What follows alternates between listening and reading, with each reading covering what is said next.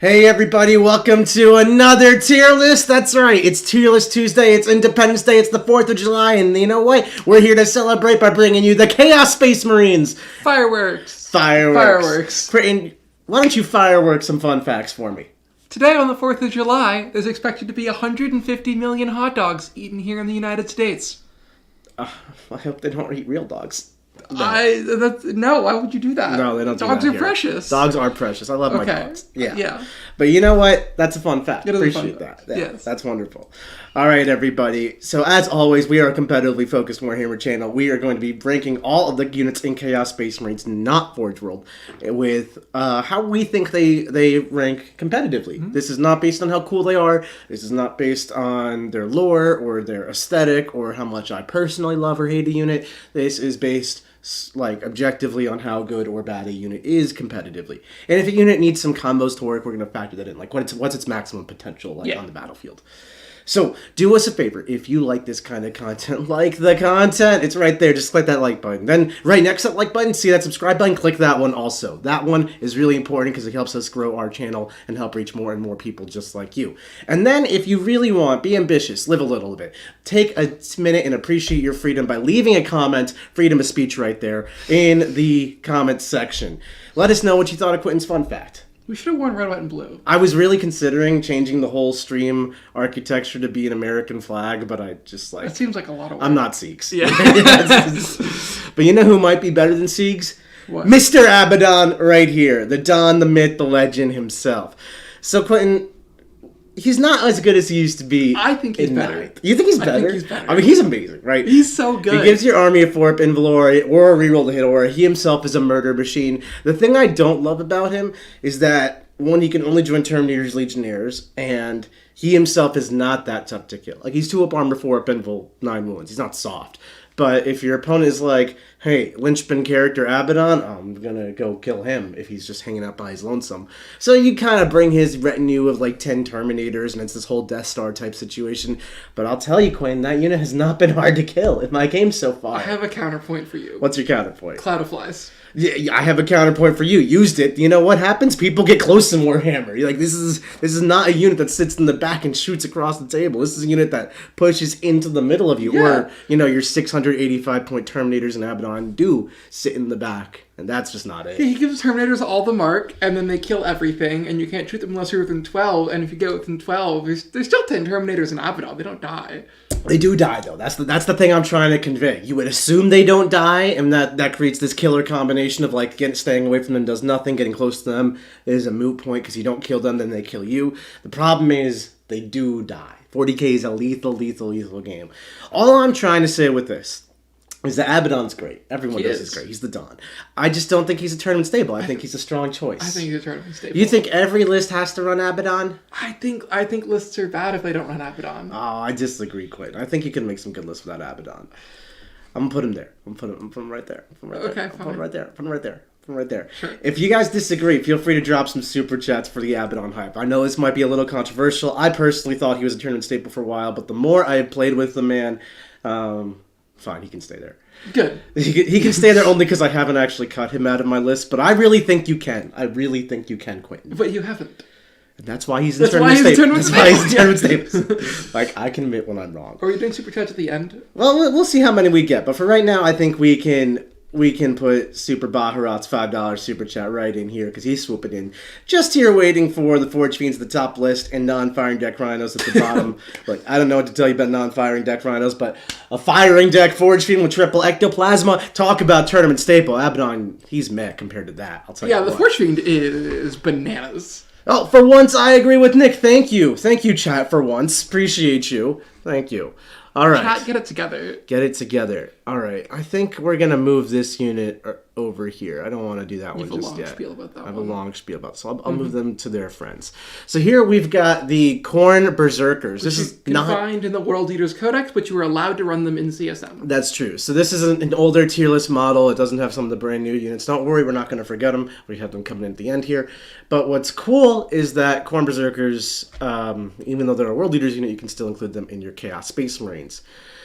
Would you do such a thing competitively? No. That's really the question. I don't think you run Berserkers and World Eaters. Well, that's just sad. They're not good. So what's not good about them? Is it just that they're Space Marines that have to walk across the table to punch somebody? And they don't hit that hard.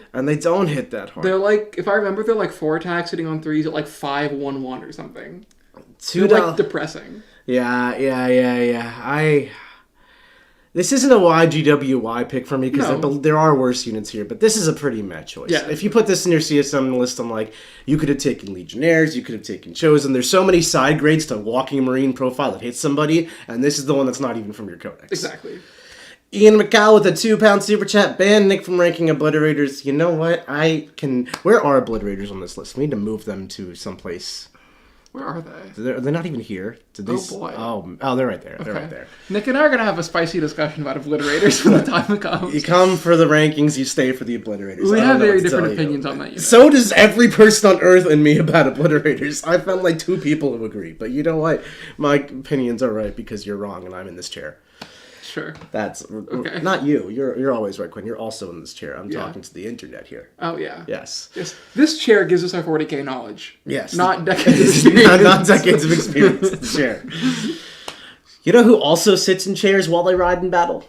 Who? Chaos Space Marine Bikers. They ride chairs to victory. That's how you know they know what's up. So we had a conversation about this unit before the stream started. You asked me what they did. I did, and I didn't know what they did. And they're cheap, and they go back into Outflank, and they have 3 Melta-Guns. That's right. I don't hate the unit. So 95 points. You get 2 guys in Melta. Sergeant can take a weapon as well. So combi weapon there. And then they do, if they end your opponent's turn within 6 inches of a battlefield edge, put them back in the strategic reserve. Why is that useful? Well, because there's tactical cards in this objective mission, and going back into reserve at your opponent's turn means you can come back in turn 3, 4, or 5 and interact with the table in a way in a spot that would otherwise be inaccessible to you and score some points or create some disruption that way. Is it worth 95? Oh, they're fast, they're cheap, they score, they shoot okay. I don't hate them. They're totally fine. I would say this is a fairly decent unit, to be honest. I'd say decent's a good place to put it. All right, we are getting super chats rolling in from Mr. Pig and TNT TV. Appreciate you both. We will absolutely hit your super chats. What tends to happen when we do these tier lists is we get completely overwhelmed with super chats because you guys are great and you love us and we can't thank you enough for that. But for those people who actually want us to get through the tier list content without the constant interruptions of super chats, we're going to go through and answer all of them at the end. So stay tuned. Don't worry, we'll get back to them. And we appreciate your support, Mr. Pig and TNTV. Fabulous Bile. Fabulous Bile. So he was previously the worst part of his own sub-faction. That's true, but Fabius Bile and his creations were the best sub-faction in 40k. Yes. That was a well-known fact. He's still pretty whatever. Basically, he's a character. He has a little acolyte that's fine. And then he joins a unit of either Legionnaires or Chosen. He himself is Mark of Undivided, so they have to have Mark of Undivided, which is fine because the Mark of Undivided gives you access to 1 CP, reroll all hits, reroll all wounds. That seems pretty good. That is pretty good. What he does for your unit is he gives them +1 strength, +1 toughness. He himself is an okay beat stick, low AP, high damage, decent attacks. And then he comes back to life on a 2+. That's cool. Which is cool. Little less cool because it's after all of his attached unit is dead. That's much less cool. But he, better than him not coming back to life, for sure. He's 100 points. I don't think he's worth 100. Characters in Chaos Space Marines, you could spend 2,000 points of your list on characters in Chaos Space Marines. So you gotta make the choice of, I'm not going to bring this character so I can bring this, stuff in my army. So I would pay 35 points for +1 strength, +1 toughness on a brick of Legionnaires. Well, you're paying 100 points for +1 strength, +1 toughness, another model that's pretty good, like a better sergeant. I don't know. I wouldn't pay 100 points for it. I wouldn't pay 100 points either. It's not YGWY. I get what he's going for. Pretty meh. He's just pretty meh. He's added Khorne Berzerkers because he's from this codex. Yes. All right, this is the Exalted Champion, I believe his name is. He's basically the Chaos Space Marine Lieutenant. And much like in Space Marines where the Lieutenant is skipped over for the Captain, the Exalted Champion is skipped over in favor for the Lord. Basically, he's a +1 to hit for your unit, and he's okay in close combat. I think he's 70 points, 75, 65 in that neighborhood. I wouldn't pay that. But, yeah, I'm making the face, I'm making the sound. I would take Fabius before I did this guy, in all honesty. I really would. All right. Appreciate your super chat. Magnus did nothing wrong, I agree. We'll get to that as well. And then we've got this, I think, is Chosen. Yeah. Chosen, yeah. I like Chosen. Talk to me about Chosen, Quinn. Okay, so I was playing a game against my good friend Charlie, and I was playing Eldar, and I was feeling really saucy, feeling good with myself, and I put my avatar in the middle. He had -1 to hit, -1 to wound, 14 wounds. It's like, bam, nothing can kill me. I'm going to walk forward. And then 10 Chosen came, and they ate my face, and I died in 1 round. So what I loved Chosen in 9th edition when they were worse. What they did in 9th was they were a Space Marine for pretty much the same cost as Legionnaire, marginally more, and you get a 3rd attack and a slightly better weapon. Now, or sorry, a 3rd wound and a slightly better weapon, and I think 1 more attack. Now you still get that attack, that wound, and a slightly better weapon, but, fun fact, advance and charge. That's good. That's just written on their data sheet. Yeah. So I could pay 100 points for 5 Legionnaires that are OC2 and do what Legionnaires do, or I could pay 115 points for Legionnaires that are OC1, change their name to Chosen, give them an extra wound, give them an extra attack, and give them advance and charge. I think that's worth it. I think that's genuinely a decent option. Is it a strong choice? There's a lot of things in this codex, and the problem with walking foot Space Marines around is that everybody else in this game is going to shoot you. But if the meta moves to a more combat-centric meta, or maybe the towering keyword gets fixed, or maybe Eldar just go die in a hole. I'm an Eldar player, Quinton's an Eldar player, RIP. Maybe they'll get better. But so my problem with Chosen, I like Chosen by their lonesome, but I like Terminators more. And Terminators get access to all the marks with Abaddon. So they're very different price points, though, right? It's like, you don't make a Death Star of Abaddon and 10 Chosen. You literally can't. You can't join them. To me, use Chosen to just, like, walk around and be an effective, like, this is not expensive, 115 for 5 dudes, and it just, like, walks around and advances and charges. It does your actions for you. It's kind of tough to kill. 115 for 5? That's what I'm saying. For 5 3-1 Space Marines? That's what I'm Put saying. those guys in the strong choice. I don't think it's a strong choice. I think it's a strong choice. They move 6 coin. It's just not that They good. advance in charge. Helpful if someone gets within advance and charge range of you. No one goes near the CSM, I'm telling you. It is objectively a fine unit, but you know what else is a 3-1 Space Marine? The Heavy Intercessor, and that's not a strong choice. These things are better than Heavy Intercessors. Are they? I think they're decent. Okay, they're fine. decent. I think I'll concede decent. they're better than bikes, though. I would run them before bikes. Yeah. Although bikes and them, again, are very different units. Like, one is fast and useful, and one is just like a stat efficient. I would rather have bikes than Chosen. I like them both a lot, actually. Look, the regular generic CSM units are actually quite fine. Yeah. Which is the first time I've been able to say that in a long time. I'm like going over this tier list, and I'm like, wow, that unit's pretty good. That unit's pretty good. That unit's pretty good. Yeah, Chaos Space Marines have a lot of independently really, really great units, and then like a lack of cohesion pulling it all together. That's what I've noticed. Yeah. Is that every data sheet looks great in a vacuum, but they don't like sit. There's no synergies. Yeah. But, I mean, there is synergies. Like, obviously, the marks and the dark packs are all synergy. But, like, what your army is trying to do to accomplish the mission is kind of all over the place, if that makes any sense. All right, we are here. We're here. The next 2 slots are the Dark Commune and the Accursed Cultists. And the reason I'm calling them the next 2 slots is because the Dark Commune is a character upgrade pack you put on your Accursed Cultists. So, honestly, we're going to do Accursed Cultists first and then do Dark Commune second. Sure. All right, I did the spiel in the Chaos Space Marine Index review. I'm gonna do the spiel again. You can also watch our new shorts that we're doing, and you can see Nick building 48 of these things. Hey. Good job on the shorts, Q. All right, everybody, you ready? Grab some popcorn, grab a beer. It's the 4th of July. If you're in England, get back to work. Now, Accursed Cultists. For 95 points, forget that. Write that out, write in 190, because you're taking the max number of Accursed Cultists. You get 10 mutants and 6 torments. Mutants are little dudes, torments are the big dudes. Little dudes, they're basically cultists with 2 attacks. Nothing impressive whatsoever. But they're there. The big guys, they're the important stuff. Did you know each big guy is equivalent to a possessed? It's D6 plus 1 attacks. It might be D6 plus 2. I don't even remember. Something crazy. It's strength 5, it's AP 1, a little lackluster, but you can buff that. And 2 damage.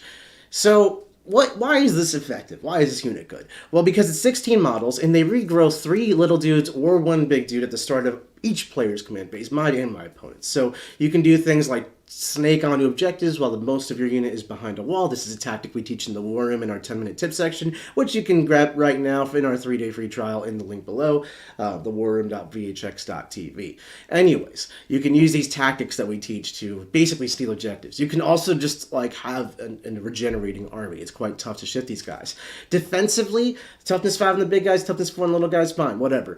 Toughness 4 on all of them, actually. But if your opponent is shooting them, when they shoot multi-damage weapons, guess what? My 1-wound idiots are going to take those. And they just shoot the bolters at you, alright, my 3-wound guys are going to take those. Then they get a 6-up Feel No Pain, which is not negligible because it is a, I don't know, let's check math, 28-wound unit that heals. So that's, like, quite a lot of value. Especially if your opponent is trying to put, like, those 3 damage hits into your mutants and you start rolling a 6 and it takes 2 3 damagers to get each mutant down. That's the love choice. But then what does the Dark Commune do for it? Well, for 55 points, you add 5 more models to your unit. So that's awesome right off the bat. Now your 18 model unit is 23 models and regrows. You're going to get a once per game ability for advance and charge, +1 to hit and +1 to wound. You're also going to go to leadership 6, which is important because this unit is OC2 and is vulnerable to battle shocks and stuff. You're trying to control objectives. You're also going to get a 5+ invulnerable save. So now we're talking 23 models that come back to life, 6-up Feel No Pain, 5-up into a 4-up within your Abaddon. Oh, did I mention they get marks and dark packs also? So you give them Mark of Nurgle, and then, or Mark of Slanesh rather, and then they get sustained hits 5s in close combat. If you skip the Dark Commune, you can give them Mark of Khorne, and then you get lethal hits on 5s, which is even more devastating. You also get you get reroll hits from Abaddon, which will stack with these sustained and lethal hits to just go murder mode on people. This unit, No. He stays there. He stays there because he buffs them. Okay. This is a unit. This is a unit of Abaddon, Accursed Cultists, and Dark Commune. And that's how to run Chaos Space Marines, everybody. I don't have to tell you. Like, we're talking about how your army doesn't play the mission with coherency and synergy, so you basically take these efficient data sheets to try to kill your opponent, the Anthony Vanilla style, one of our other Art of War coaches. Fine. Totally viable. What if I add, I don't know, 69 bodies that are regenerating 4+ invulnerable save, pretty offensively amazing and pretty tough, and I made them all objective secure too, and I just flood the objectives with all of them. Now, guess what? I'm good at the mission. Look at that. That's your tournament staple right there. The fact that they're OC2 is just like what sells it. It's the whole thing sells itself. You don't even, you're like, Quinton, would you like to add anything? Would you like to add anything? Yes. My first game of 10th edition, I played against Nick Nanavati, and I was playing Tau, and he was playing Max Accursed Cultists, and I shot him for 5 turns, and I killed nothing.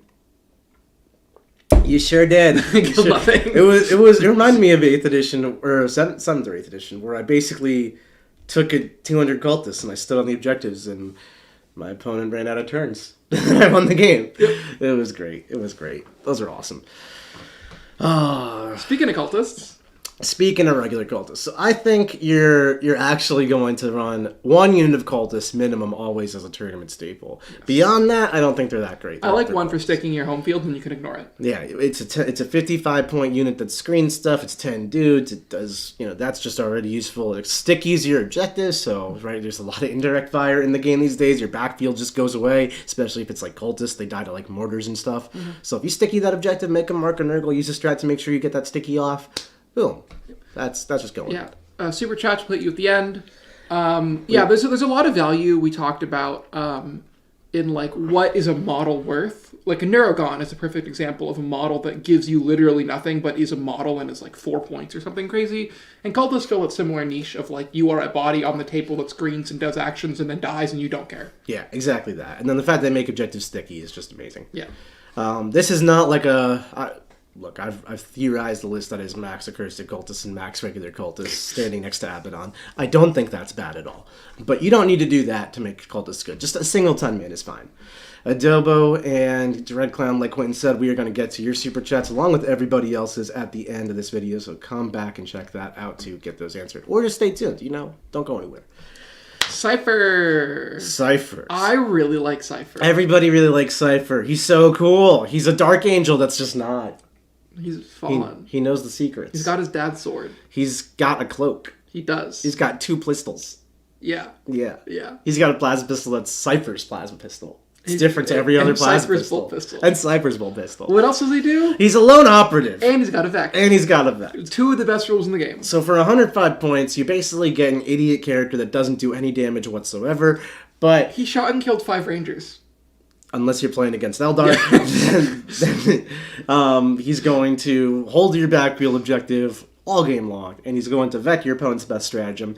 And honestly, that's really good. Yeah, I would pay 105 for that. Yeah. He actually gets cut out of my list a lot because CSM were like very, very, very expensive, and like building an army leaves you desiring for points. But his rules are great. 105 is steep, but like it's not that steep. I think he's a strong choice, not a tournament staple, but he's going to make his way into a lot of tournament lists. Yeah. I think you don't have to run him, but if you want to run him, you're like not fooling around. No, yeah. Cypher is a competitive choice through and through and very viable. Just, do you need him? Cypher's plasma pistol leaves a little to be desired. He doesn't do much damage. He really doesn't. He doesn't. So the Dark Apostle and his 2 Dark Commune friends. What used to be a tournament staple has changed a lot in unit identity. Now it basically same thing. It can join Accursed Cultist or regular Cultist, much like your Dark Commune. But unlike your Dark Commune, it's not going to give you +1 to hit, +1 to advance and charge, and a 5+ invulnerable save. What does it do instead? It will give you some nice buffs. In addition to that, it'll give you once per game after failing a battle shock, just past the battle shock. Which is awesome, because your army is cultists at that point, and you're going to fail battle shocks. And you might not hold objectives, and that could cause you to lose the game.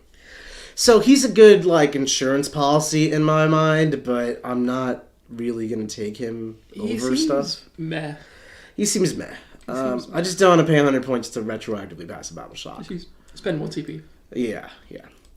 Okay, let's talk about the Defiler. Let's talk about the Defiler, Crabman. Crabman, my biggest complaint about Crabman has always been that he can't move around terrain.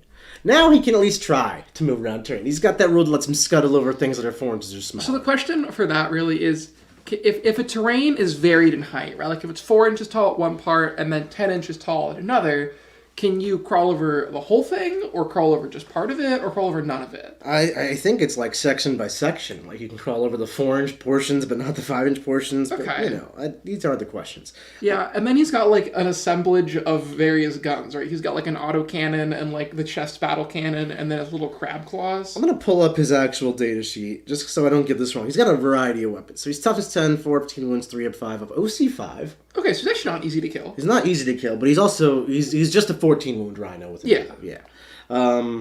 So Defiler Cannon is basically a battle cannon. D6 plus 3 shots, strength 10, AP 1, and 3 damage blast. Havoc Launcher Reaper autocannon is the same thing Terminators get, 4 shots, strength 7, AP 1, 1 damage. Sustained hits, stab wounds though. He's got a twin heavy flamer, he's got a twin lascannon, so weapons out the butt. He's also decent in close combat with the Defiler Claws and the Scourge. Quite hard hitting at strength 16, D6 plus 1 damage, AP 3. He's pricey though. He is in fact, I want to say 215, 210. He's 210 points.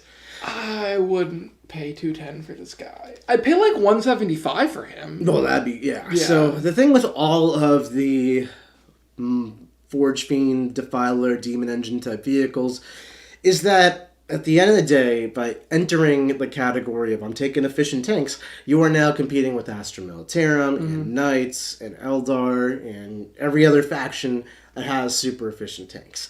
In a vacuum, like you were saying, the Defiler is actually a fairly impressive chassis. 210 is pricey. And like I said, these are how you get into the points issues. Once you take Abaddon and the 10 Terminators and your Accursed Cultists, where's the Defiler fit in? The problem with the Defiler is it is one of many units in the game that is just a bucket of stats. Yeah. It doesn't do anything, right? It doesn't have a unique specific purpose. It's just like, here's your stats, I'm going to go apply them. Yeah. So the thing is, he just has to be, to make him a competitive list, he just has to be the most efficient option for that stats, and I think he compares very poorly to the Forgefiend. I don't think he's bad, I just think he's not a Forgefiend. I think he's probably fine. So where you would consider Defiler, and you hit the nail on the head with that assessment, basically where you would consider Defiler, Venom Crawler, all the, not the best Demon Engine, if we'll just say the Forgefiend is the best one. It is. Then the reason you would take any of the others, if you want to take Forgefiend's number 4, 5, 6, or actually value the combat it brings or the speed of the Heldrake or something like that.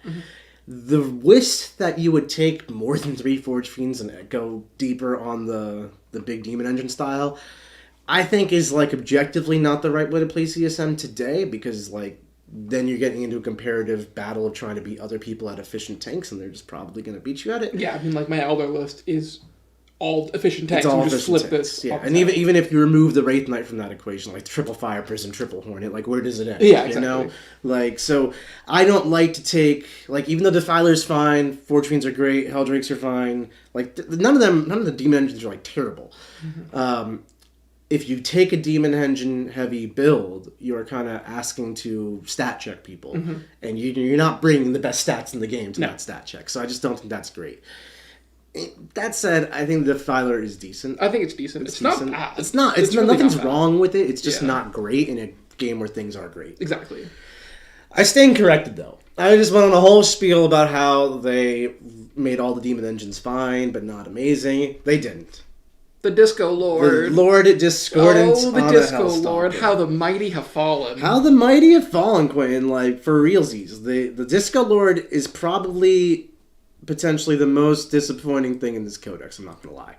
He went from a murder machine that killed nearly everything with a proper Warlock Relic trait combo to not being able to kill his way out of a paper bag. I'm going to read you his stats. Okay, tell me what he does.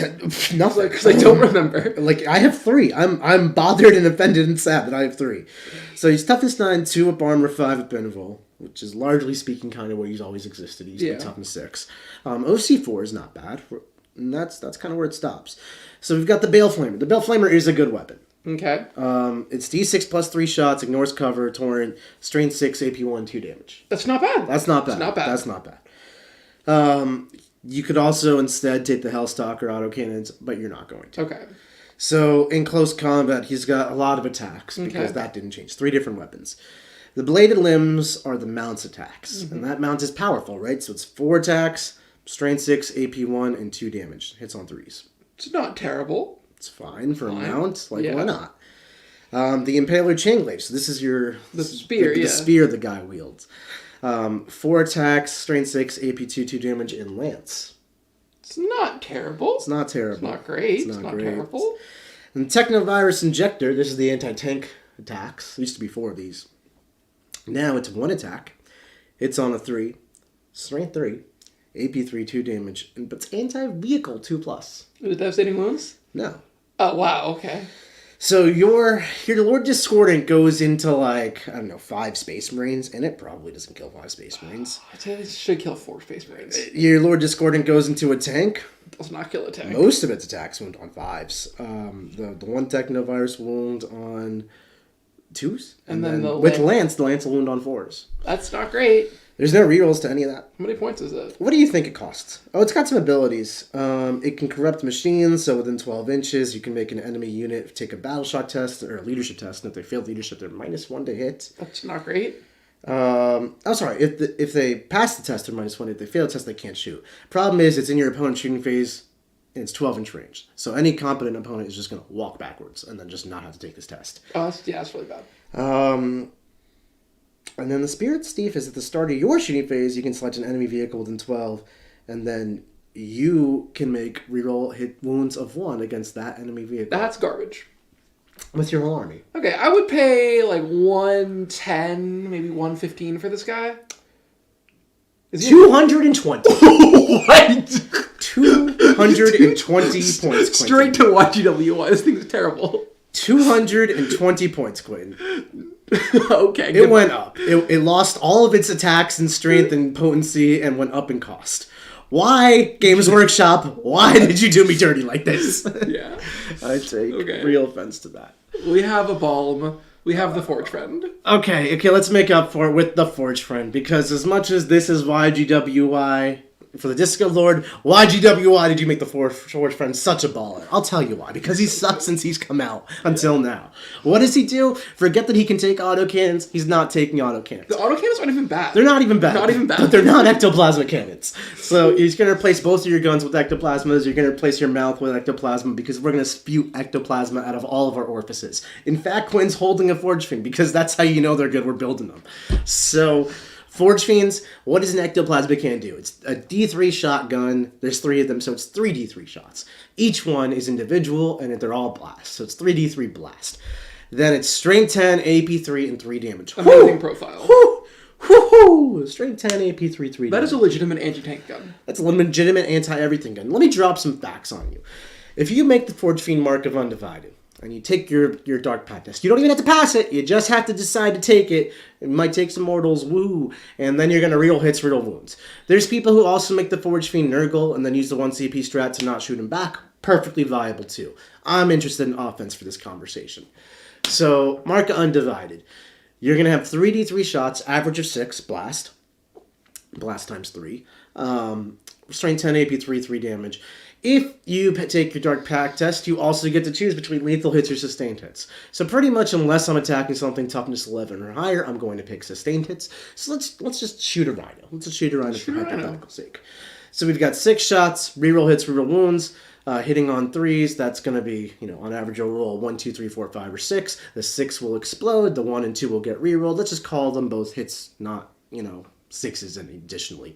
So that would be an average of 7 hits on your 6 shots. Then your Strength 10. Rhino's toughness 10? Toughness 9. Toughness 9. Okay, you're going to wound on 3s. You're going to wound other tanks on 4s. Rerolling everything. You wound 8 out of 9 at a rate of 3s. You wound 3 out of 4 on 4s. So let's say you do 6 wounds to this Rhino type of vehicle, whether it's toughness 10 or toughness 9. And then 6 wounds at AP 3, 3 damage, and maybe your opponent passes 1 or 2 of them. That's 12. It's a dead Rhino. That's a dead Rhino. It's a dead dead 10 wound tank right there. 10, 12 wound tank. Okay, but surely it's only good at killing tanks at an okay profile. Let's shoot a unit of 20 neophytes. Okay, so 3d3 shots with blast is going to be 6 shots, but then blast times 3 is 12 shots. Is 12 more shots. So now I have 18 shots on my Forgefiend at straight 10 AP 3 damage, rerolling all hits, rerolling all wounds, exploding 6s. So hitting on 3s, rerolling everything. Out of 18 shots, 8 out of 9 is going to be 16 hits. How many 6s did I get on that? On average, 5 after I reroll everything. So my 16 hits becomes 21 hits. 21 hits, wounding on 2s, rerolling should be 21 wounds. Maybe it's only 20. 20 dead neophytes. It's the whole squad. Pick them up. That is applicable to basically every unit in the game that has a 4-up armor save and toughness 5 or less. Yep. Yeah. Gone. It's also incredible into Terminators. Or you could pay for a Disco Lord. Now, the Disco Lord costs $220, but this bad boy costs $165. Yeah. So I'm of the opinion that you better best be running a Forgefiend, at least one. I've put 3 in quite a few many lists. They're good. They're very good. Oh, they sure do be very good. Are they better than Accursed Cultists? I think it might be. They're very different, right? Your Cultists are your bread and butter. They're what wins you the games. The Forgefiend just kills people. Really well. Just kills people really well. You need a little bit of column A, a little column B in 40k. Yeah. So, Mr. Haarkan, the Worldclaimer. Claimer of Worlds. Literally never been good until now. Now he's pretty good, I would say. What does he do? So, he's pretty good in close combat. For 120 points, you get this decent package. He might be 125. Close enough. He flies. He can join Raptors. Okay. So, he does some weird stuff with Battle Shock. He's like an aura of -1 leadership. In your opponent's command phase, units within 6 that are below their starting straight have to take a battle shock test and then -1 leadership. Raptors are also an aura of -1 leadership, and then everything that they engage has to take a battle shock in the charge phase. So him plus Raptors has this side quest about battle shocks going on. That's not why you take this man, but it is helpful. He himself has got 1 awesome attack plus 6 spear attacks. They're strength 7, AP 2, 2 damage. Precision, which is always lovely. It's not bad. And then he, of course, has Mark of Undivided. So, you can put the reroll hits and the reroll wounds on this in the fight phase when you're putting it on your Forgefiend in the shooting phase. He's 120. He hits pretty hard. He's move 12 character. The thing I really like about him is that he's a move 12 fly infantry character. So you forgot to steal jump packs from the Imperium when they left. But Haarkan, being the OG that he is, went and raided exactly 1, put it on his back, and became the Lord of Jump Packs. And for that alone, he's a very niche, powerful unit, kind of like Zagstruck and Orcs. He's not a tournament staple. I don't even know that he's strong. He's definitely decent. Okay, he's decent. Him and Raptors, him and a decent unit of Raptors, rapid ingressing, I think is quite useful. I like him less than Bikes, more than the Defiler. I like him more than Bikes and the Defiler. Okay, you can put him there. But I like him less than Chosen. Yeah. I think that's fine. Okay. Havocs. Havocs. Are they still just walking Marines at a toughness 5 with a Marine heavy weapon? You got it. Do they have anything special about them? They ignore hit modifiers. Okay, whatever. That is not nothing. That is genuinely a good rule. It's like, okay. They're 135 for a 5-man unit. You get 4 las cannons or whatever. 4 las cannons, or 4 missile launchers, or 4 auto cannons, or 4 heavy bolters, whatever you like. Decent. I think you can also take flamers and have like this little flame unit. It's 30 points less than a Forgefiend though, right? So, I actually, before I found the Forgefiend, was like, Havocs are actually quite efficient point shooting, which is a thought I have literally every Chaos Codex. It's always disappointed me every Chaos Codex. That's the issue. And then I found the Forgefiend. So because, like, for 30 more points, you, instead of being 5 Space Marines, become this tank, and you shoot harder, I think you're really just going to take the Forgefiend over and over and over. But Havocs in a vacuum as a unit, they're decent. I think they're like around here. Yeah, I agree. They're like around here. They're fine. There's nothing wrong with the Havocs. They're just Havocs. I would like them genuinely if they can go to a 10-man. So then I could have like... Because they're still Chaos Space Marines. They still just happen to hit in close combat fairly well. Yeah. So, like, if you had a 10-man, you'd end up with 6 bullet catchers. So, like, it's not attractive to shoot this unit. They just kind of walk up the field. If you ignore it long enough, it will kill you in close combat. Yeah. And while it's being ignored or being chipped away, 4 las cannons pumping out of it. That's not nothing. That's not nothing. But that's not what they do, because they're capped to 5. Yeah. And they're also 40 mil bases, which I do dislike. Makes them harder to actually move around the table and do stuff with. Yeah. They're 40 mil bases? They're toughness 5. Wow, okay. they're chonky. Yeah, they really are. Are they still 2 wounds? Yeah. Oh, okay. Yeah. And this is why Chosen. Yeah. Drop your las cannon, gain a wound, gain an attack, gain advance and charge, save yourself points. Way better. Yeah. The Helbrute. The Helbrute. So the Helbrute has been a meme since it came out. Yeah. I don't know why. But it's now trying to get a purpose. What I love about the Helbrute is that it actually has a unique rule that only the Helbrute gives you access to, which gives it a differentiating factor. Otherwise, it would just add to the pile of all my toughness 9 to 10 demon engine-like with las chassis, cannons and with las cannons and missiles. And he's not even a demon engine. He doesn't come with an invul. He doesn't get weird demon engine synergies. He's just a Helbrute. What he does do for you, though, is he's not that expensive. He's not that cheap. He's like mid-1. I think he's 155. That's kind of a lot. That's kind of a lot. Let me confirm. That's a lot for a las cannon and a missile launcher and no combat. But that's not what you pay for. His ability is 155. His ability is good. So he has a 6-inch aura of every time you make a Dark Pact that phase for any unit within 6. They're going to get both lethal and sustained hits. You don't have to choose. So you know how I was talking about that Forgefiend kill on the Rhino? What if we skip the wound roll while also getting sustained hits? That is good, especially with the Mark synergy, because you can use Marks to trigger the lethal hits or sustained hits on 5s. Now you're going to get those lethal hits, sustained hits on 5s, while also getting the opposite rule on 6s triggered. So, do we love the Helbrute? My problem with the Helbrute is that, like, at 155, I'd rather just take a whole nother unit rather than, like, the dopey 6-inch walking idiot that doesn't do anything. Yeah, I don't really... He doesn't make it in my lists. It's not bad, though. He's like, aggressively decent. I'd say top it decent. I think I would take this before a Defiler. I would definitely take it before a Defiler. Okay, I'm put it right there. I think I would take this with my Helbrutes to make them better. Or with my Havocs. Yeah. With my Havocs. Those two, sure. Alright, the Heldrake. So another... decently expensive. Is it a flyer still? It's a flyer, but it has hover. Okay, that helps a lot. So it's only toughness 9, 3 up save, 12 wounds, 5 up invul. It's got like a Bale Flamer, right? It's got a Bale Flamer, which is great. Bad. Same thing as the Discolor D6 plus 3 shots, strength 6, AP 1, 2 damage, ignores cover, Torn. Here's the thing I do actually like about it. It's Heldrake Claws, so in close combat. 5 attacks, hits on 3, strength 7, AP 1, 2 damage. I get it. That's not impressive. Anti-fly 2+, dev wounds. That is good. He'll rip a plane in half. He'll rip a plane in half. He'll rip jet bikes in half. He'll rip a demon prince in half. He's just going to put, give or take, 10 mortal wounds onto, like, a greater demon. I mean, fly is... a common keyword. A common keyword. It's not the best keyword in the game like it was last edition. It's just a good keyword. So with that in mind, being this hunter of things that destroys fly, not bad. He also, like, can skirt around the edges, moves 20+, whatever that means. So that means if you're a plane You go 20 if you hover, or infinite if you infinite, yeah. So he can go infinite basically and just like start burning somebody's backfield, or he can like just move 20 and like flame something, charge something else, and be a skirmisher. He cost. What'd you pay for him, Quinton? I pay like, I don't know, like 135 in that ballpark. Your Eldar is showing. He's 205. 205. I like the Heldrake. I don't like the Heldrake at 205. I like the Heldrake at 205. I love that the Heldrake gives you access and reach that your army really struggles with. Basically, we have long-range shooting in the form of like a Forgefiend and similar type units. And we have close combat. And if somebody is scoring points on their side of a wall, and I can't just go charge it for reasons X, Y, or Z, it's inaccessible. I can't do a thing about that. I don't have the luxury of D cannons. I don't have move 16 on a fire and fade platform. I don't have cool things like that. I have Accursed Cultist that moves 6. I have the Forgefiend that moves 8.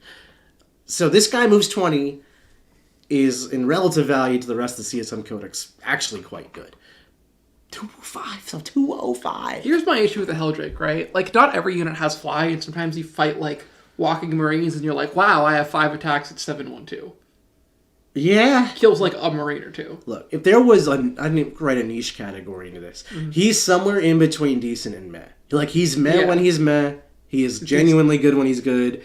He's going to find himself being in between these two often. Yeah, I mean, if you play, like, exclusively, like, 36 Eldar jet bikes, he's incredible. Back in the Eldar meta, which we are currently in, he actually is very good.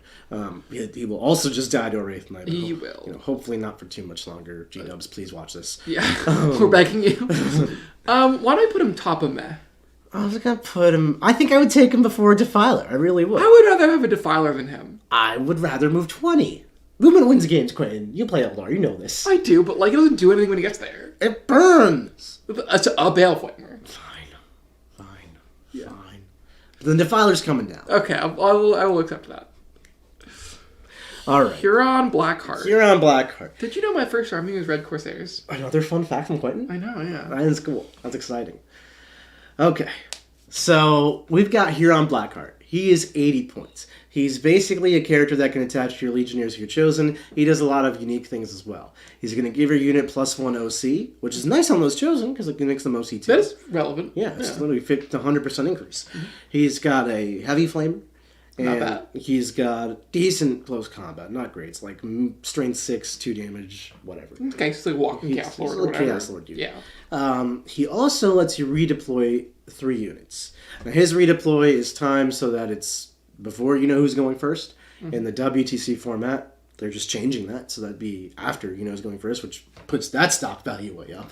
But we're going to assume its rules as written, and that he's 80 points, and he's just like a character attachment that lets you redeploy at a not broken time. Aggressively decent. Yeah. Like fine. He's super fine. I'm uninspired, unimpressed, but like redeploying more OC do are rules that I like. He's 80 points is not that bad. I don't dislike him. I just don't want to pay points for him. That's the thing with CSM. That's really the thing with CSM right there. A lot of fine rules. A lot of what are you doing here? Yeah. Mr. Chaos Land Raider, 10 points cheaper than the Space Marine equivalent, 255. Okay. He's got the 4 las cannons. Now they're Soul Shard las cannons. They're better las cannons. They're 12 AP, 3 D6 plus 2. Got that twin heavy bolter. Transports 12, not like 20, but 12. Which can totally be 5 Terminators in Abaddon, 10 Legionnaires with 2 characters, 10 Chosen with 2 characters. It's really the best you're going to get out of that. It's also like toughness 12, 2 up and 16 wounds. Yeah, it's not easy to kill. You can legitimately like Land Raiders. Make it mark a Nurgle and it doesn't get shot in your deployment zone. That's really good. That's really good. I've not tried a Land Raider in 10th. You have. So I'll kind of defer to your experience with the Land Raider. But do you think the Land Raider plus Dudes Inside package, all said and done, is going to be in the neighborhood of 550 points? Do you think, maybe even 6? Is that a good package? So I've played 3 games with a Land Raider and 1 game against a Land Raider. And twice when I had the Land Raider, it just died randomly in my deployment zone. Mm-hmm. And then one time, it was an unkillable monster that ran around for like 8 turns doing stuff. Now that time, so I cannot die in my deployment zone because I'm marking a Nurgle. Yes. So that solves itself. That's actually a huge value add for me. In terms of running around killing stuff all game, it's got 4 good las cannons. It's not the Redeemer Flamers. No, I ran the Redeemer. I know you did. The Redeemer is better than the Godhammer version. Yeah. Would you say it's a strong choice? Would you say it's decent? I would say it's top of decent, bottom of strong choice. Like, if you ran this thing to a tournament, you're not, like, fooling yourself. I don't think it's the best option out there, but I don't hate it. I think it's a strong choice. Okay. I think it's better than this pile of, like, whatever is decent. It is better than the whatevers. I'm finding decent and meh are, like, kind of synonymous with each other. Yeah. There's, like, the better decent units, and the worst ones are the meh. Yeah. Yeah. We got Legionaires. Classic 10-man Legionnaire unit here. So 100 points, a little more than I'd like to pay for just 5 Space Marines, 200 for 10. They've got a variety of weapons, special weapons, heavy weapons. It's like a tactical squad, las cannon, missile launcher, melting gun, plasma gun, whatever you like. You can take 1 heavy or 2 heavies, 1 special or 2 specials based on if you're 5 or 10. You can't repeat the war gear, so like no double las cannon, no double plasma gun. Like you're getting 1 las and 1 plasma. That's it. That's sad. They got decent close combat. Your sergeant gets a good weapon, and then like every 5 models, 1 dude can take a heavy chaos chain axe or something, which is a pretty decent close combat. It's like a power fist. The Baleful Tome is not what it used to be. That's like an irrelevant psychic attack that you can choose to take, and then you can't be Khorne, which is side grades. This unit is like the definition of meh to me. Like sure. I just don't. Nothing about it is appealing. Nothing about it is great. Nothing about it is terrible. It is just a unit of guys. At its core, it is 10 tactical marines, and it's got to have something to like push it out of that 10 tactical marines. And if it doesn't, meh. Yeah. Behind the Heldrake. I agree. Chaos Lord. All right, so decent close combat character. Once per game, he can increase his stats even further by giving himself +1. I think it's AP, attack, and damage, which are all relevant stats. Yes. And he's a free strat too, and right? he gives his unit a free strat, which you can use to double up on a strat. So what can he join? He can join Chosen and Legionnaires. So again, you're probably going to join Chosen here. But you might join Legionnaires just because it's more OBSEC. That's another challenge to this codex, is like you have all these amazing characters and like the units you put them in are like so Yeah.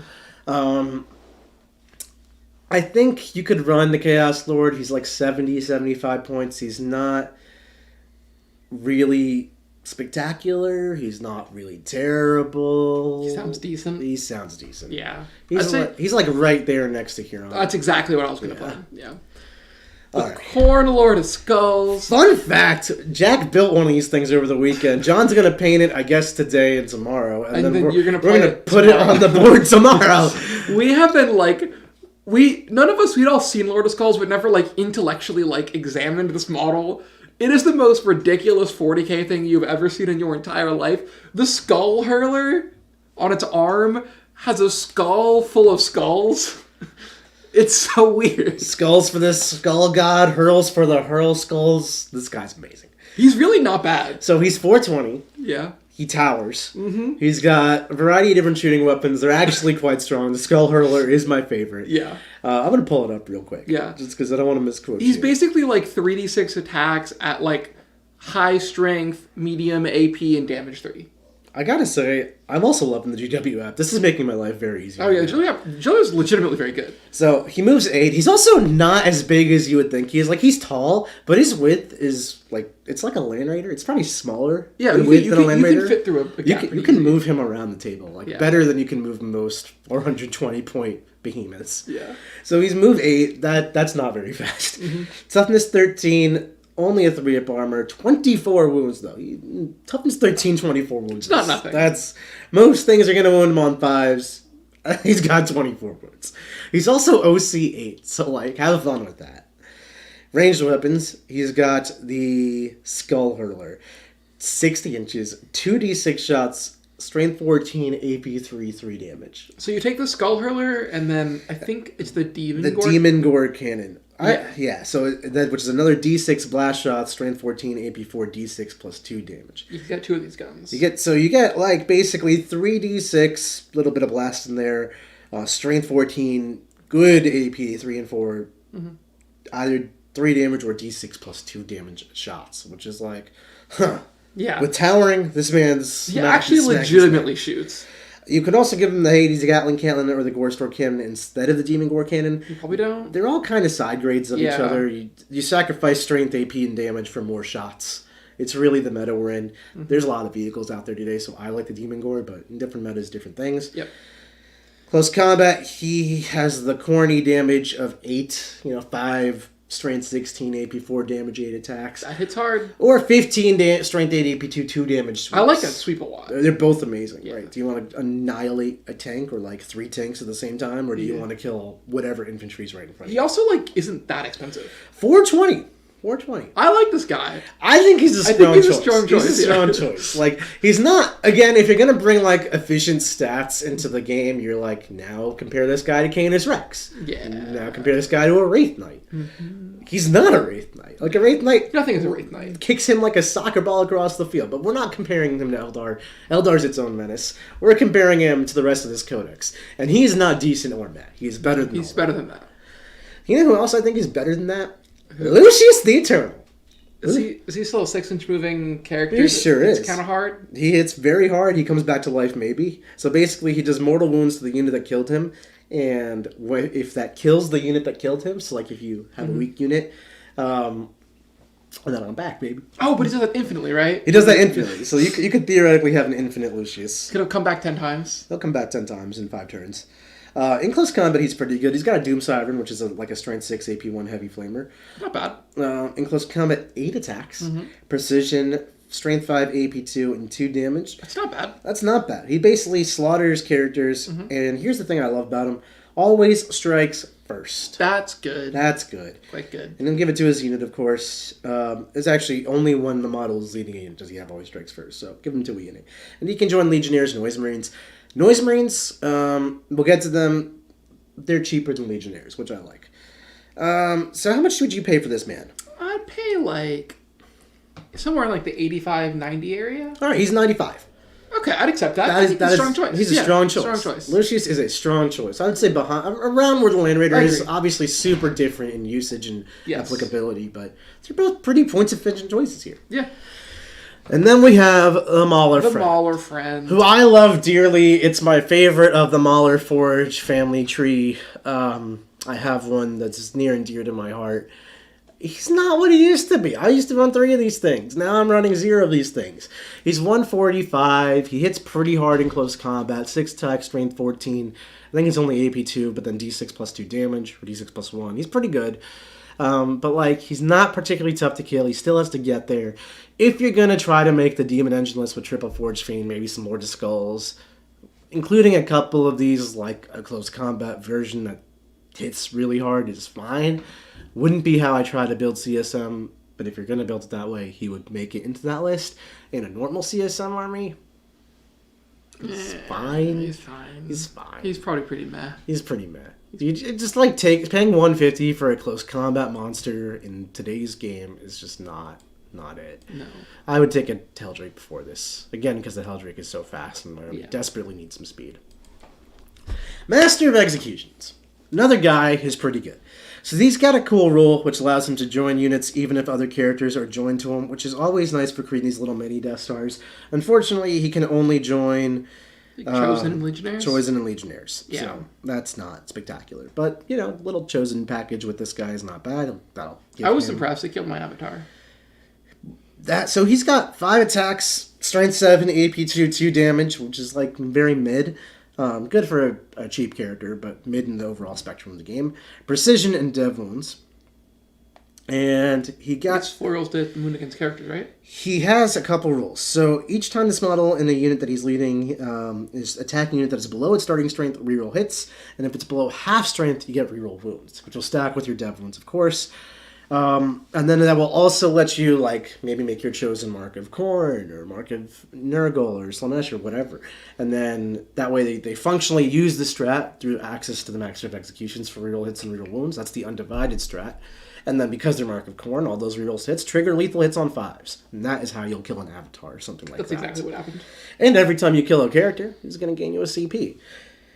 For the low cost of 80 points. I like this guy a lot. I like this guy a lot, too. I think he's a strong choice. I think he and Lucius can go chill in the Land Raider. They can go chill in the Land Raider with 10 Legionnaires. I mean, that's a fine little death squad. Always strikes first.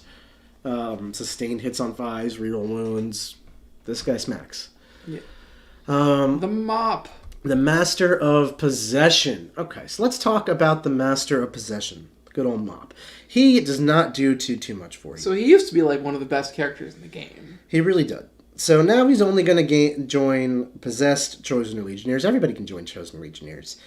You can choose for this model to take a mortal wound, and at the end of the phase, each time this model makes a psychic attack, add 1 to the hit or wound roll. Let's take a look at what his psychic attacks are. The Rites of Possession. We'll talk about the Focused Witchfire version because you're just going to do that. It is 2 shots, strength 6, AP 3 damage, anti-psyker 2+, and precision. It's fine. It's fine. I don't love this guy. That's pointless. Like, whatever. And then he has +1 to advance and charge rolls and 6 up Feel and Pain for the unit he's joined. That's not great. I mean, putting him with 10 Possessed and then 6 up Feel and Pain on 3 wound models is not useless. It's also not that inspiring. I'd rather just have more Possessed. +1 advance and charge is a good rule, especially because you can get access to advance and charge very easily in this codex. He's not expensive. I think he's 75. No, 75 is appealing. He's just not... He doesn't make it into my list. He's 70. Okay. He's probably decent. Yeah, I guess. He is decent. I'm also meh about him. Yeah. Okay. I don't know. He doesn't... I think he goes over here. Okay, yeah. There's a pile of, like, somewhat useful characters. There's a pile of, like, not useful characters. I think he's going in that pile. I agree. The Noctilith Crown. Quinton, give me your best spiel about what you think the Noctilith Crown does. Is it an aura 4-up invuln? Wow, you got that right. So it's an aura of 4+ and normal saves. If you're wholly within it, it's a 9-inch aura. It's a toughness 11 fortification. So here's the thing. You know what's an aura of 4+ and vulnerable saves? Abaddon. Do better. Just do better. I don't know. Is it supposed to be good? Probably not. It's a fortification. I don't really care. You can charge with it now. Maybe it makes sense to me. It's like not why. Okay. Where the Disco Lord doesn't make sense to me and pisses me off, I am fine with the Noctilith Crown being whatever. I think the Noctilith, it's fine. I can go there at the very bottom of him. Nah. Noise Marines. Noise Marines. These are like cheaper Legionnaires with 2 Blastmasters, right? 1 Blastmaster. 1 Blastmaster. So you get 1 Blastmaster regardless of 5 or 10 man. They are otherwise basically equivalent to Legionnaires. They actually have fewer weapon options, and Sonic Blasters are quite bad. They do have a rule that means every time you shoot a unit, it has to take or pick one of the units you shot at, they have to take a battle shock test. Whatever. Who cares? Joined by Lucius, they are always strikes first, which is awesome. Great rule. Then you can join that Master of Executions, like you were just saying, too. It's a wombo combo. They're cheap. They're 85 for 5 Space Marine bodies. They're only OC1, but 85 for 5 Space Marine bodies is... Not nothing. That's actually quite points effective. 5 dudes with a Blastmaster and a Doom Siren walking around for 85. 3 of those. You could put him in the no-firing deck Rhino. Whatever. you can flank them. I mean, it's 85 for 5 Space Marines. That's what you're paying for. The fact that it has a Blastmaster is nice, and Lucius makes them better. I think this is a strong choice. I don't hate them. I think they're pretty good. Just because, they're better than your other Marine equivalents for what they do. They give you a heavy weapon you care about, and they're 85 points. Done. And Lucius hangs out with them. Agreed. We're here, Quinton. We're here, chat. We're here. Let us know what you think about Obliterators in the chat, because I'm sure you will totally agree with my opinion. Quinton, why don't you sell me on Obliterators? Why don't you sell the world on Obliterators? Obliterators. What do they obliterate? They deep strike, full rerolls to hit and wound, indirect fire, high damage guns, high AP, sustained hits, or lethal hits. Boom. Yeah. They hit in combat. They do. You drop down, you shoot something, you charge something else, you punch it to death. Look, I am not saying this without having tried Obliterators. I tried them every edition because I need to be convictioned when I tell you they're terrible. Mm-hmm. They're not terrible. That'd be misleading. They're inconsistent. They have 3 different profiles. One of them is a decent anti-tank gun. It's D3 shots, strength 12, AP 4, I think. Maybe AP 3. And flat 4 damage. Melted 2. Melted 2. The other profile is the blast profile. D6 plus 1 shots, I think. Maybe D6 blast. Strength 8, AP 2, 2 damage.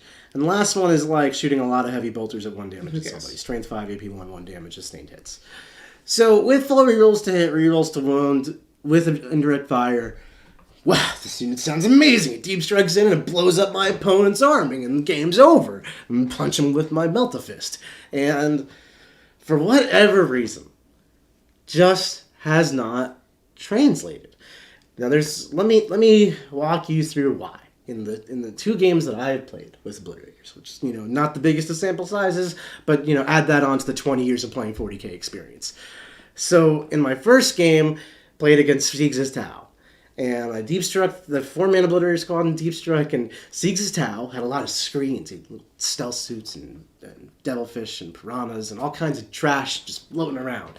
So my Obliterators were not able to come in 9 inches away and then shoot 24 inches, even with rapid ingress, I was looking for it, and then connect with the large crisis unit that kept fire and fading behind a wall. Because I know indirect fire is a thing, but so is 24-inch range, and so is basic screening. So if your opponent can basically put one unit 15 inches in front of your unit that I'm trying to shoot at, then I'm not shooting it on the deep strike. That's not that challenging to do, especially if that unit that I want to shoot at is, behind a wall far away, and I'm trying to make use of indirect fire. So I came in with these Obliterators, and you know what I did? I killed 2 stealth suits and a devilfish. For 320 points. My next game, Thousand Suns. Jack. He has Magnus on my front lines, got 10 Terminators on my front lines.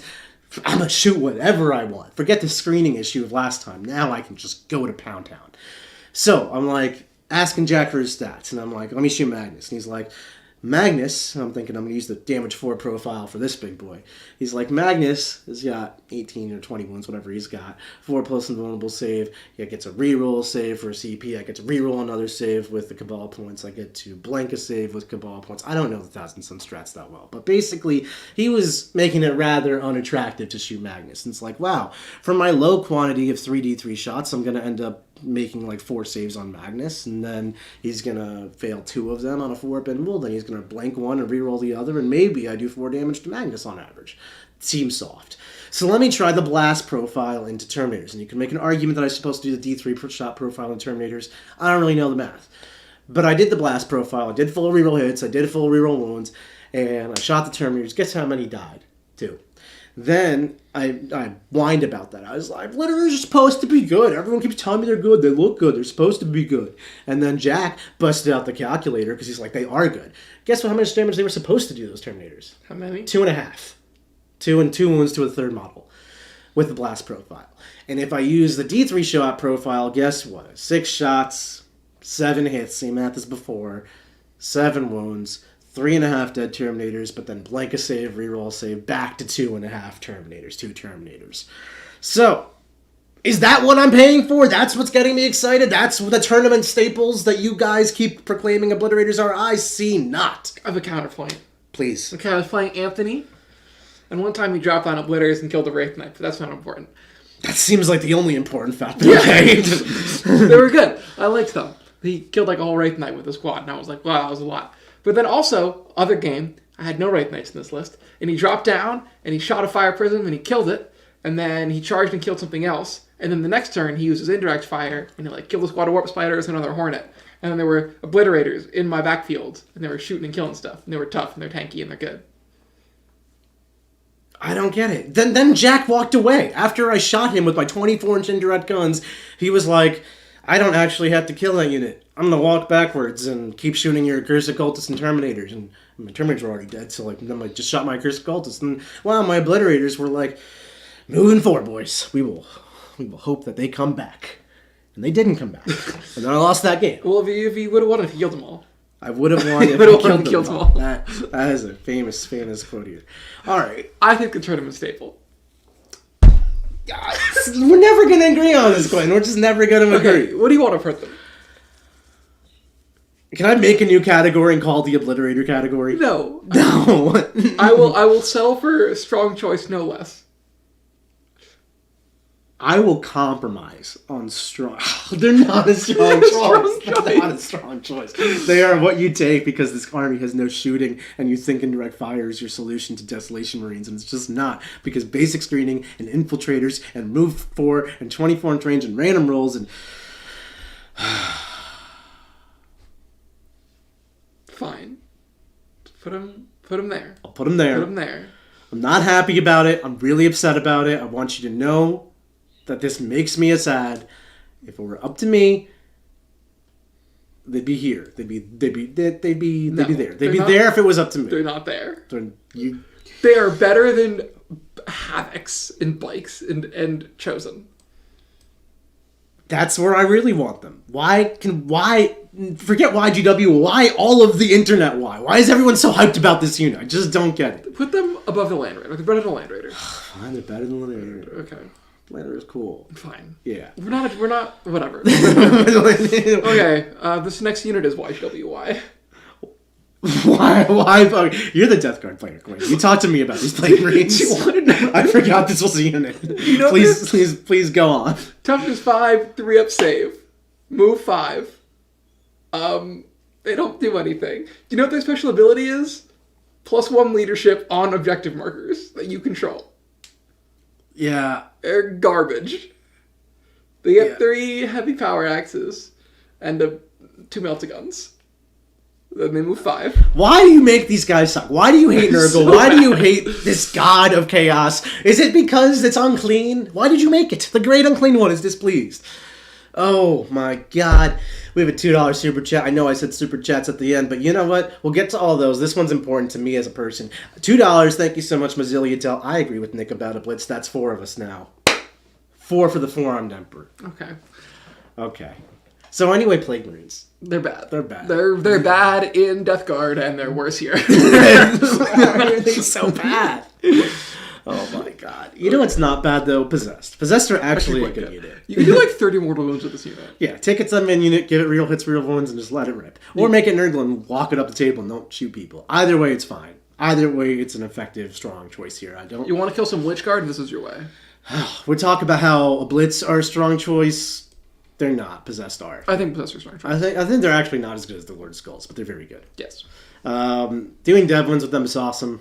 That's really the crux of it. Is their data sheet is like a good profile, then says Devlins. Yeah. Then they have access to reroll wounds. Yep. And then that's how you make a good data sheet. Figured it out. There you go. Okay, so we only have one Predator. I know they're 2 different data sheets. I promise they're going to be next to each other. They're like the same data sheet times 2. Swap the weapons out. It's not terribly costed. For 135, you get 3 las cannons. It's really not bad. Or you get the Predator autocannon, which is better now, and 2 heavy bolters. I just don't love it because you have so much competition for similar costed tank. Force field. Yeah, Predators 4, 5, and 6, or Predators 1, 2, and 3 to me are Forgefiends 4, 5, and 6. Yes. And they're also competing with Heldrakes, Defilers, Maulerfiends, Lord of Skulls, and Havocs, and Helbrutes. And honestly, Vindicators too, and Venom Crawlers. Mm-hmm. And when you consider all of their competition, whatever. Yeah, they're fine. Yeah. Is this the Flying Prince? Or this is just the Prince? So another situation where we have one picture, 2 data sheets. The Flying Prince is different from the Footprints. I think they're about as good as each other. One is a support piece, one is a combat beatstick. As a combat beatstick, I think the Prince is pretty fine. You leave Mark of Khorne Prince with the Mark of Khorne Relic, enhancement rather. It does end up putting out 10 attacks at strength 12 at 3 damage or something, which is pretty good. Yeah. It might not be 10 attacks, 8, but still pretty good. And then it's just not really worth 225, I believe is the cost for that. 220. Oh yeah, no. Yeah, no. It flies over you and does some mortal wounds. Yeah. It's very whatever. Sounds pretty meh. The foot version, I might have got their points split. They're in the 200 to high 195 range. Yeah. The Footprints is a 6-inch aura of cover for all your Heretic Astartes infantry, which is good, but you're not taking Heretic Astartes infantry, the foot army, and walking it around. Also, you get cover for existing nowadays. Cover's real easy until someone ignores it. Yeah. And then, what does it do? Yeah. That said, I think they're fine if you build around them. I don't think they're meh, honestly. Okay. But put they him could by be. Huron. Yeah, I think they're about Huron. Yeah. Yeah, I was going to say that. Yeah. Raptors. So Raptors are interesting. They're 95 for 5, something like that. They have 2 melta guns, or you take a 10 man and get 4 melta guns, or plasma guns, or flamers. So your choice on that one. Decent close combat, not good close combat. They're just assault marines. With Huron, or not Huron, with Haarkan, they become a little bit better. They get some battle shock synergy going. They get to make use of their -1 leadership aura. Him joined to the unit effectively lets you actually hit hard because he himself hits hard, and you have a sergeant who hits okay. And then it's a lot of attacks, reroll hits, reroll wounds because it is Mark of Undivided. I think if you take a unit of Raptors, like in a larger 10-man with Haarkan, it's like 300 points. And it's not really worth 300 points, but again, it's not terrible. And if you take 5-mans with like 2 meltas or 5-mans with 2 plasmas, like it's a decent skirmishing unit that doesn't cost that much. Yeah, they seem fine. They seem fine. Also, like flying infantry is actually quite viable nowadays. Yeah, fly infantry is a good set of keywords. This is just a good unit. Not like an amazing, it's not going to win you the game.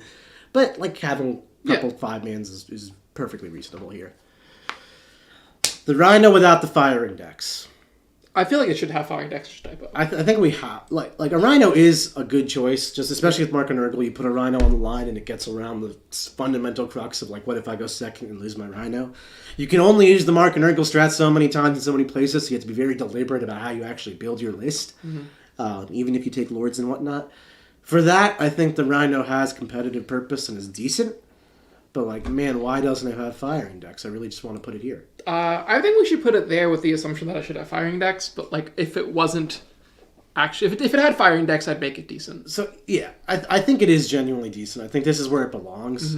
But this is where I want to put it. Yes, but I'm gonna put it here. I agree because we are professionals. Yes. Although, why doesn't it have fire index GW? I love that like half the Rhinos have it and half the Rhinos don't. The best part. All right, Rubric Marines. Rubric Marines. They seem good in Thousand Sons. They're not good here. Yeah, not getting any of their Thousand Sons rules really takes their luster out of there. And now they're just move 5 dudes with like AP1 bolt guns. You know what? I kind of want to move Khorne Berzerkers and Flame Marines and Rubric Marines to YGWY because they just like are not that great in this codex. Yeah, I agree. Like, I don't know. Maybe no, we'll keep them. Plague Marines deserve to be there. Plague Marines deserve to be there. Their forms are fine there. Yeah, we'll put them next to Khorne Berzerkers. Yeah, that's. Yeah, okay. I would take them before Khorne Berzerkers, but I'm not taking either. No. All right. The good old-fashioned Sorcerer. What does the Walking Sorcerer do? The Walking Sorcerer joins a unit, has a mediocre gun, and gives that unit -1 to be shot at. That sounds bad. -1 to hit. Okay, say meh. Put him with the mech characters. He's in the mech character pile. Okay, Spawn. This is another unit, which I might get controversial opinions over. I hate it. What? I hate Spawn. I love Spawn. I think Spawn are super cool, but that's not what this is about. I own 15 Spawn. I hate that they've made Spawn 2-mans. Not 1 to 5. Not 1 or 5. 2. It's the worst number. It is 80 points for 2 Spawn. It is no longer an effective cheap skirmisher screen solo Spawn, do an action to get me some points, cost me 23 points, whatever. It is no longer a 5-man unit that I can pretend does damage and is moderately durable. It is neither. It is nothing. It is in between. It is not. It is purposeless and it is YGWY. YGWY. Yeah. It is better than like. All you had to do was not make me take them together. Yeah. Like you sell it in a box of 2, it's 1 or 2. Yeah. Let me do it that way. Why do I pay for 2 Spawn? Why do I pay 80 points for 2 Spawns when I could pay 85 for 5 Noise Marines with a Blastmaster? That sounds way better. I'd rather have a walking around Chaos Lord than 2 Spawn. I agree, yeah. Like, what are we doing here? Heartbreaking. Warp Talons, though, less heartbreaking. Quite like Warp Talons. Warp Talons are great people. The AP2 Twin Linked or something? AP2 Twin Linked, 4 attacks a model. Might be 3 attacks per model. Let me check. They are not bad. I like to rapid ingress them. Quentin, what's got you all laughing loosey-goosey over here? The super chat, which we will read at the end. The super chat that we're going to get to at the end. That's absolutely right. From Mr. Jack Snacks himself. He can wait. Let's check Warp Talons. Orc Talons, in fact, have 4 attacks. Strength 5, AP 2, 1 damage. Oh, that's actually quite respectable. That's actually cool. I like to make them Marcus Slanesh. That'll give them access to Advance and Charge, which I think is nice on a unit like that. And then they get sustained hits on 5s from their Dark Pact, which will synergize really well with your natural reroll and wounds. And Fly infantry. So, I think that's your strong choice. Here's the challenge to Warp Talons, 28 points a model. 140 for 5, 280 for 10. That is expensive. This is the going rate CSM pay. You are not a cheap army. You're going to have to rapid ingress this unit behind a wall, and then advance and charge deep in your lines and kill somebody, or like use it as a counter charge. You're just going to have to be like deliberate and careful with your usage, watch for overwatches. Overall, though, it's a good unit. Yeah. It's a good unit. Right up there with Obsessed. Chaos Lord and Terminator armor. So much like your regular old Chaos Lord, but now he wears Terminator armor. It gives him some extra stats, gives him some extra wounds. Once per game, gets a 3-up invulnerable save.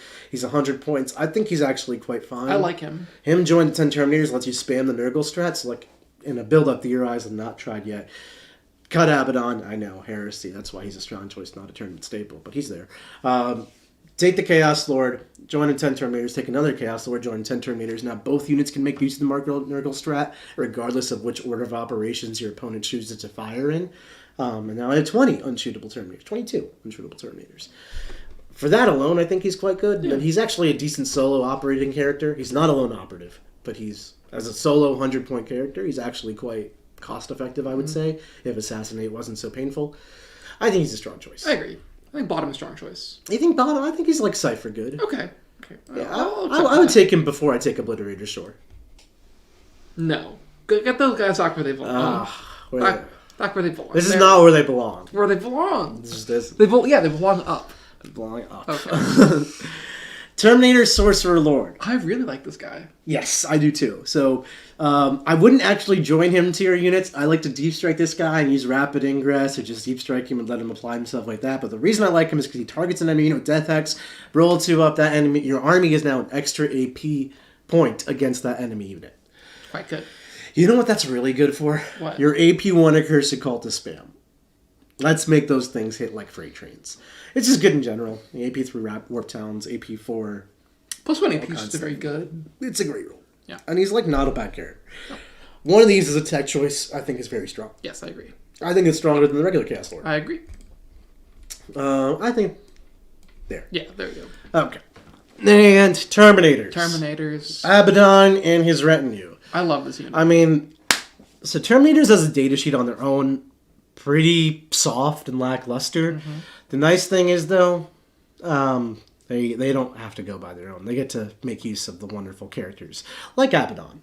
And when Abaddon joins a unit of Terminators, let's talk about what happens. They gain all 5 marks on Divided, Quarantine, Snurgle, Slanesh. So let me pop Advance and Charge. Let me pop You Can't Shoot Me. Let me get lethal hits on 5s in close combat. Let me get lethal hits and sustained hits on 5s in shooting. Let me sustain hits on 5s, reroll hits, reroll wounds. And heal a guy and revive a model. Mm-hmm. Let me also reroll wounds with my dev wounds on 4+ versus anti-infantry, or just dev wounds on 6s versus a tank on my bolters and my Reaper autocannons. In close combat, it's 10 Terminators joined with Abaddon. Like, you get screwed. They hit really hard. They're kind of durable because they're still toughness 5, 3 wound 4 invuln to save guys. I have not really seen a successful tournament list that does not run Terminators. I agree. Straight to the top here, right with Abaddon and his friends. Yes. Cursed Cultists for my babies. Okay, I'll accept that. And they go with their Dark Commune. Yeah. Okay.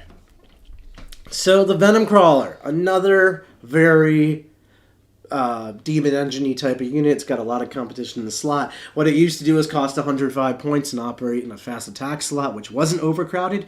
Now the fast attack is a thing of the past. You just take them. But 105 has turned into, I want to say 150 or something, 160. It's expensive. And it does have 2 guns, which is something. It has gone to 140. So not as bad as I initially thought, but it's nothing impressive. Its guns are the guns are fine, the combat's fine, the profile's fine, 140 is fine. It's like a aggressively do nothing kind of tank. I would rather have a Maulerfiend and be like good at close combat than like mediocre at everything. I agree. It's above average at everything, but it's not good at anything. And I think you need to specialize a little bit. Put it next to the Defiler. Next to the Defiler. There he is. So we're really just sandwiching these Legionaires in with the Demon Edges. I can get behind that. Yeah. I can really get behind that. Vindicator, 210 points for this Molly Whopper. It's gone from 0 to hero expensive to cheap to expensive. It's pretty good at its gun. Like its Siege Shield allows it to shoot into close combat even with its blast weapon. Its gun is D6 plus 3 shots? Yeah, D6 plus 3 shots. Like Strength 10, AP 3, Strength 14. Let's just pull it up. Okay. Let's just pull it up. I don't want to miss a lot of rules in 40k. There really are. The rules have also just changed fairly recently, which maybe flush all of the rules that I had previously memorized into the dumpster and replace them, which is a lot of knowledge. A lot of knowledge. Chaos Vindicator. You would think it starts with a V. Does it? It doesn't. Sure. Maybe it starts with C for Chaos? Yeah, it sure does. Sure does. It sure does. So it's toughness 11 2-up armor. Its range weapon, D6 plus 3 shots, blast strength 14, AP 3, D6 damage. D6 damage is actually a little soft here because like you just never know what you're going to get. Is it one of those tanks that does either 0 or 36 damage? More than 36, potentially. I think because the Forgefiends exist, you're just not going to take it to Vindicator. If the Forgefiend didn't, I would take this more seriously. It is, like, in a vacuum, an okay tank, but its competition within its own codex really holds it back. I agree. Next, okay. It's better than the Predator. I would take this before Predator. I really would. Strength 14 is such a different number. There's a couple more data sheets here. We got the Warpsmith. Everybody loves the Warpsmith. So he has a cool rule. He becomes a lone operative within 3 inches of a vehicle. Fun fact, he can join Havocs, and if he joins those Havocs and he is a lone op rule, he doesn't confer it. Your Havocs are just going to get shot. Yeah, so will he. So will he. Yeah, he'll actually just not have it. So probably not what you're going to want to do. Aside from that, he's going to give a vehicle +1 to hit, which is like fine because you can make a Forgefiend hit on 2s or Lord of Skulls hit on 2s. Probably worth taking if you're going to run a Lord of Skulls because it's just like... Is it though? 70 points to get +1 to hit. I really don't want to pay for that. Does he get souped up if the vehicle dies? Does he get angry like the regular type Marines? Maybe. I mean, this guy doesn't do anything. He doesn't do anything. He's gonna go into the pile of mech characters. I agree. Straight to the pile. So the pile behind Fabius. I agree. Okay, we're not done yet though. You still have Trashtorr and Felgore Beastmen. We also have Trader Guardsmen, which I did not find a graphic that I liked for. Who cares? Trader Guardsmen are your 4th cultist unit. Just like don't take them. Yeah. Trashtorr. Talk about a disappointing character. This guy's supposed to be the 5th Chaos God. All right. AP1. Well, he's not supposed to be. He's on a mission. Yeah. Once he completes his mission, he's like. I feel like he's like.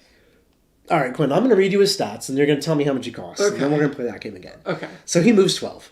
Okay, it's not bad. It's toughness 9, 2-up armor, 14 wounds, 4-up invul, OC 3. Does he fly? Sure doesn't do that. So he's a Rhino. He's a 2-up save, a 4-up invul, and Rhino.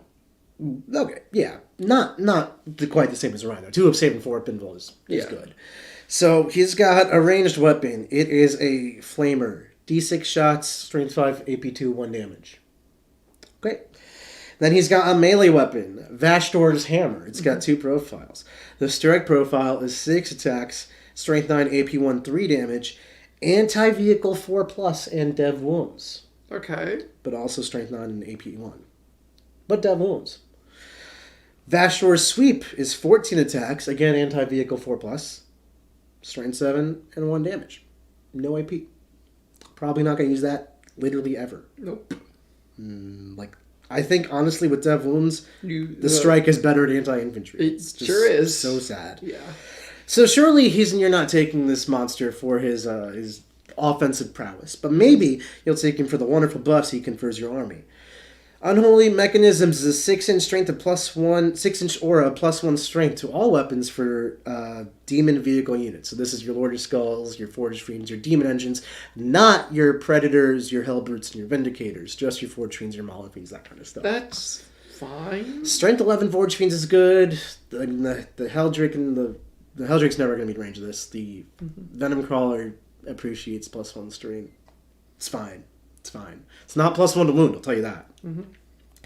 Agonize Machine Spirits. At the end of your moon phase, select one enemy unit within 18 inches invisible to this model. Until the start of your next moon phase, have the move characteristic of that model and subtract 1 from the attack characteristics of models with models' melee weapons in that unit. So that's a good rule. Slowing people down is good, but you have to see them. Yeah. It's at the end of your move phase, so I can at least like move to go see them. That's it. That's what he does. I would pay $175 for this guy. That is more than I thought you were going to say. How about $225? I would not pay $225. Games Workshop, why is your fifth god of chaos somehow competing with Nurgle for the worst god of chaos? He's real bad. He's better than the Disco Lord. Oh, but I can't just move it all there. So he's going to go right there. Yeah. He's going to go right there. And boom, shakalaka. Okay. And then we've got the last unit, the Felgore Beastmen, which is pretty much just an alternative cultist choice. Same with your Trader Guardsmen, which I could not find. What do the Felgore Beastmen even do? They are a little bit more unique in why they got their own image here, because they do have like unique purpose. Now, let's see if I can find them. They are right there. So for 95 points, which is for almost 10 or for 5? For 10. Okay. Which is about the same as like half of your Accursed Cultist Brick, or almost as much as 2 regular Cultist Bricks. You go up to toughness 4, you get a 5 of armor save. Cool. Your combat, or your shooting is irrelevant. Cool. Your combat is also pretty irrelevant, but one guy is good with a great weapon. Oh. Then, we've got abilities here. We scout 6 inches. And if I declare charge in range of on a unit that's in range of objective marker, I can add 2 to my charge. So like you can not worth 95 points. You can like charge people with your cultists and scout with them, but like I think regular cultists also have scout. I'd rather have 2 units of Nurglings for 80 points. I think regular cultists scout too. Do they really? I think so. Do they really? I mean, they're always sitting on my backfield, so I've literally never even noticed. Yeah. Because that's what I want for my cultist unit. To sit on my backfield. That's what they're supposed to do. But let's see. I'm curious if they scout. They don't. Oh, cool. So you pay 40 points for scout and like a toughness, and you're just not. Do that. No, they're YGWY. Why do you come up with units like this? Like if you're gonna come up with Felgore Beastmen, make them a real choice. Make them a real choice. Kill team. Well, right. That's the Chaos Space Marine data sheets, not Forge World. Thank you so much, everybody. But you know what? We're not done yet. We've got like a gajillion super chats to go hit. You just hit the top chat button. Oh, Quinton. Oh, no, not that over there. Over there. That one, yeah. Oh. Yeah. Yep, that's it. Okay, everybody. We got our super chats over here. First, I want to thank all of our wonderful members who became a member during this chat. Zoltan, Oletics, Craig Brosman, David Rushton, Oscar RZ, Booze Cage, Andrew Wallace, Matthew Beaudoin, James Mellors, Here's Horse, There's Horse, Everywhere's Horse, Matt, and that's it. What a variety of names. Thank you so much, all you YouTube account users, for joining the War Room. I'm sure you're going to have a great time. We have tons of content coming out for you. For those of you who are still with us, you can check out the link right down below for our 3-day free trial of the War Room, or you can click the YouTube membership button in the top right there and become a member. So, we've already answered the first 2. We've got Mr. Pig here with a $5 super chat. Honestly, for that stat line, why not just take melee Noise Marines, which get access to the advanced and charge strat? This is probably in reference to Chosen. Mm-hmm. You totally can take melee Noise Marines. Porque no los dos. Yeah. Which means why not both? I don't want to have to spend a CP for advanced and charge. CP are super valuable, so if I can just get it on my data sheet for free, one, it means I can use it in more than one place at a time, so my whole army will advance and charge instead of a unit, which is a lot scarier from your opponent's perspective, and save CP on it. Yep. Thank you for your support. TMT TV with a £5 super chat. I'd be really happy if Abaddon wouldn't be a staple. Do not like him on a personal level. Wordbearer's possessed go swoosh. Yeah, Wordbearer's possessed go swoosh. I'll do you a solid. Abaddon's not his tournament staple. He is. He kind of is. He's very good. He's very good. Okay. Thank you for your support, though. And possessed do go swoosh. Yeah, they do. Magnus did nothing wrong for a $7.77 super chat. Nurgle's number, Quinton, Death Guard. What up, fam? Shout out to Aiden Smalley going 5-0 with pure Death Guard at Element Games GT. Do Cult Marines taken with CSM get demonic packs, i.e. rubrics? Yes, they do. Also, Aiden Smalley, I have been talking to him. I am very impressed with what he did. That's awesome, Quinton. Yeah. I would love to get him onto the Art of War podcast to talk to him about how exactly he pulled that off. Yes. Maybe you could facilitate a little group chat. Yeah, I'll send him a message. That'd be awesome. Thank you. Magnus did nothing wrong. Shout out to Death Guard. We're going to figure out exactly how to make that magic work. Dread Clown with a $2 super chat. You haven't axed Abaddon yet, but what else can 600 points do? That's my question, right? Like, I'm sure he's great. He's a tournament staple, fine, whatever. But you don't have to run him, and then you get 600 points back. 3 Disco Lords.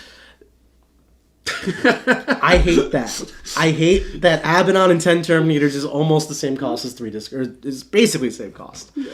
That is YGWY. Adobo with a $2 super chat. Thoughts on a 1,000 point Custodes list? You're probably going to want, like, a Blade Champ and some Wardens or Shield Guard, and then, like, maybe 2 smaller units of Alaris or 1 big unit of Alaris, and then, like, a Caladius. I've been really impressed with the Alaris and just, like, Custodes infantry in general. I would go infantry heavy as your build design. Also, like, 2 squads of Exaction squads or a Calidus Assassin. Yeah, you do want the trash. Mozelia dealt with a $2 super chat. We covered that one. That was the Obliterators. We'll cover it again. Okay. I agree with Nick about Obliterators. That's 4 of us now. Appreciate you. Hap Jackster, the evil Jack Harpster, with a $5 super chat. This evilness of this tier list has allowed me to escape from the gym where Jack imprisoned me. All bow before Hap's mighty abs. Apparently Jack's been working out. Appreciate your super chat, Jack. Good for him. Good for him. Good for all of us. Lexi157 with a 15 MYR super chat. I'm going to call those the meerkats because I have no idea what currency it is. Helbrute giving both a 5+ sustain and lethal hit to your Nurgle Zinch gunline is addictive. Yes, both, since the critical hit itself is modified to a 5+. That's really interesting. I didn't catch that, so I thought like that. Maybe the Helbrute's better than I thought. Why don't let's bump it to the top of decent? Helbrute, you know, you can get an upgrade for that one. Yeah, okay. Thank you for your support, Lexi, and your eye-opening combo wombos. Quay with a $10 super chat. Thank you for your support. I played against a friend running Necrons, a brick of 20 warriors with literally every buff they could take. Forgefiend deleted them turn 2.